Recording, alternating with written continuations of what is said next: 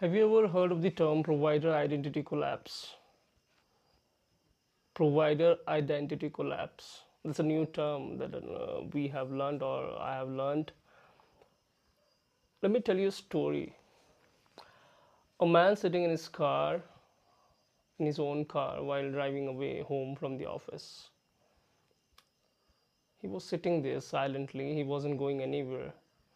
The engine was off, the headlights were off. He was just waiting outside his home. 20 feet far was his home from the car door, but he chose to be there silently without moving.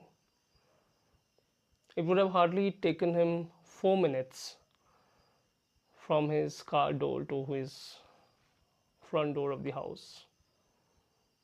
He didn't move, not because he can't, but he has those 4 minutes in the entire day of his own where nobody was asking anything from him in those 4 minutes. His wife might have thought that he is late in traffic. His kids would have thought that dad is busy in work in his office. He would have eventually entered inside the home and would have asked everyone how was their day, how did the day go from each of them. But nobody would ask him how his day went. This is not a story of a single man. We have all been through that situation.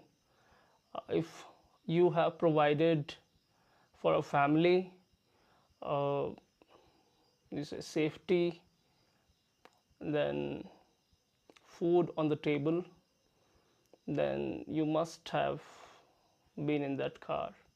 Not literally, but yeah, metaphorically, you have been in that situation where you have given yourself those 4 minutes of your entire day. The situation goes like this, that as a man, we have never been told to sit and have been taught this, that we have to be the provider of the family. We have seen this. We have seen our father, who was the provider in our family, and that cultural shift has uh, bestowed upon us naturally without empowering them forcefully on us. Being a man, we are measured, or we are, what do you say? Being a man, we have this responsibility to measure our worth, what we bring to the table. We have always been measured like that. So, in the hurdle of doing this thing, we almost forget to take care of ourselves. We have shown this to our people that we will handle everything, whatever be the situation. And in this, while doing this, we have sent a message. We have sent a message to the people who are always around us that we don't need anything. We will provide everything, but we don't need anything. So what happened? A message that was conveyed with our behavior to our family is that we will handle everything, whatever be the crisis, whatever be the situation, we will handle everything, and we don't need anything for ourselves. And as a result, our family member, it's not their fault. Uh, they have been given a message from our behavior that we are contained in ourselves, we don't want anything from them, and I'll be the provider for each and every need. I'll pay the bills, I'll bring food to the table, and I don't need anything. Now while doing this, we are going through a special syndrome, and that's a very very critical syndrome: provider identity collapse.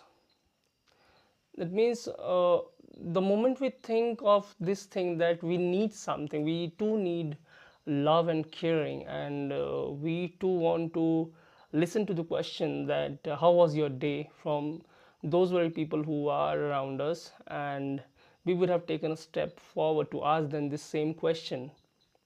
But the moment we think about this, that that someone should ask me this, we feel that this is a malfunction for our brain. We feel that this thing is not in my system, that this thing is against my system, that people should ask me how am I. No, they shouldn't, because I have given this message to my people that yes, I'm always okay, I'll handle everything in my life.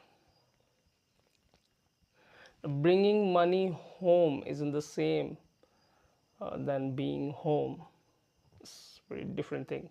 Two are very different from each other. I am a provider, but I too want to be provided. Now, I'm not saying that we shouldn't be providing at all.